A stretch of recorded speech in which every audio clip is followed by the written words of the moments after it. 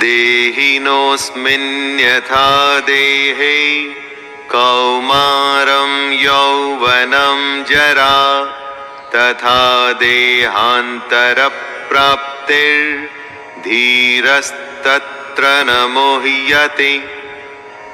कृष्ण जीवन का खेल समझाते हुए कहते हैं, जैसे जीवात्मा की इस देह में बालकपन, जवानी और वृद्धावस्था होती है, वैसे ही अन्य शरीर की प्राप्ति होती है।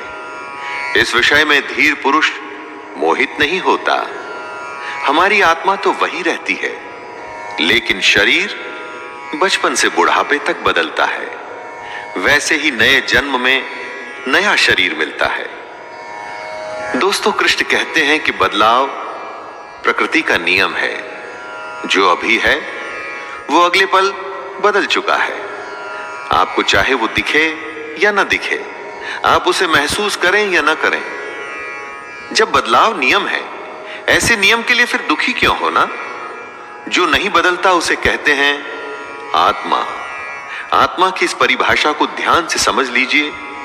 शरीर बदलता है दोस्तों, आत्मा कभी नहीं बदलती।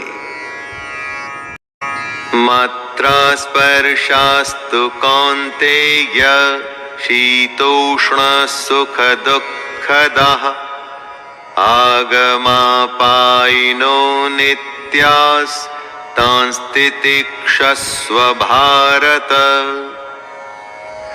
हे कुंती पुत्र, सर्दी, गर्मी और सुख दुख को देने वाले इंद्रिय और विषयों के संयोग तो उत्पत्ति, विनाशशील और अनित्य हैं। इसलिए हे भारत, उनको तू सहन कर। जिन्हें हमारी इंद्रियां महसूस करती हैं, वो सर्दी, गर्मी या सुख दुख आते जाते रहते हैं, हमेशा नहीं रहते। हमारे सेंसेस और उनके विषयों से जुड़ करके हमें भूख, नींद, सुख, दुख, सुकून, बेचैनी जैसे फीलिंग्स आती हैं। लेकिन ये सब हमारे शरीर से जुड़ी बातें हैं जो खत्म होने वाली हैं। सारी की सारी खत्म होने वाली है। परंतु जो खत्म नहीं होता उसे कहते हैं आत्मा। यम ही न व्यथयन्त येते पुरुषं पुरुषर्षभ समदुःख सुखं धीरं सोमृत तत्वाय कल्पते।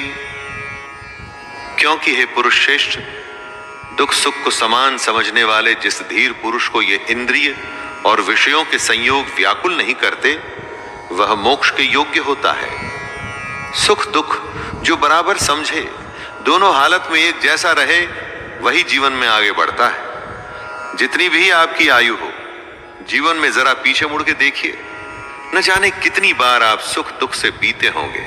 कभी बेतहाशा खुशी हुई होगी, किसी के जाने या बेहद बड़े नुकसान पे शायद आप फूट फूट के रोए भी होंगे। और आगे आने वाले जीवन में भी ऐसा होता ही रहेगा। ज्ञानी इस बात को जानते हैं कि ऐसे सुख दुख तो आते जाते रहते हैं। एक ही भाव कभी रुक के नहीं रहता। नासतो विद्यते भावो न भावो विद्यते सतः उभयोरपि दृष्टोऽन्तस्त्वन्नयोस्तत्त्वदर्शिभिः। कृष्ण कहते हैं कि असत वस्तु की तो सत्ता नहीं है और सत का अभाव नहीं है। इस प्रकार इन दोनों का ही तत्वज्ञानी पुरुषों द्वारा देखा गया है।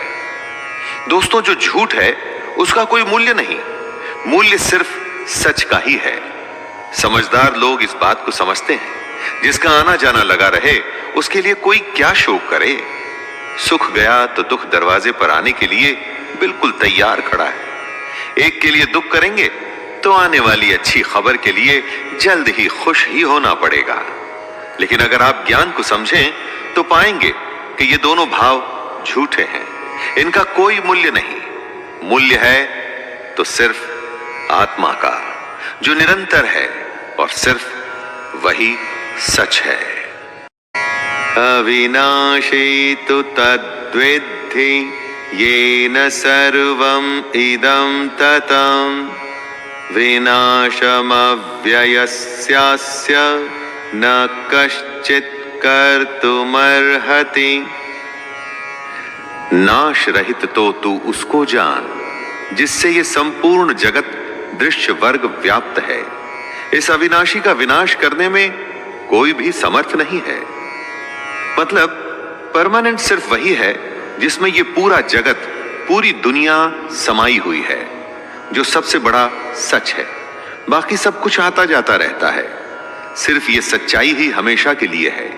इस बात को समझने में डिफिकल्टी आ सकती है।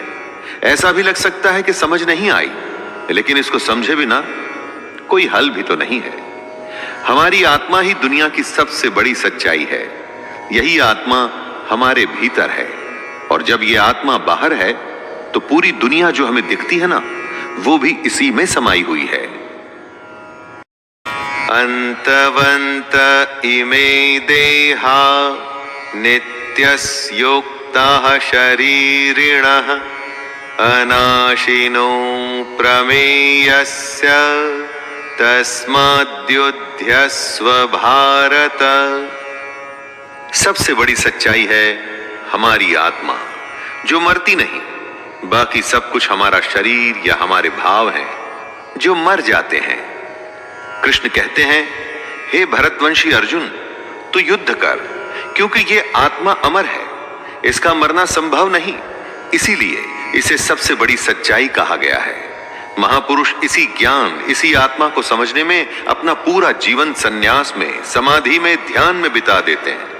कृष्ण का कहना है कि शरीर नाशवान है और आत्मा अमर है, और वही सच्चाई है, तो शोक किस बात का करना।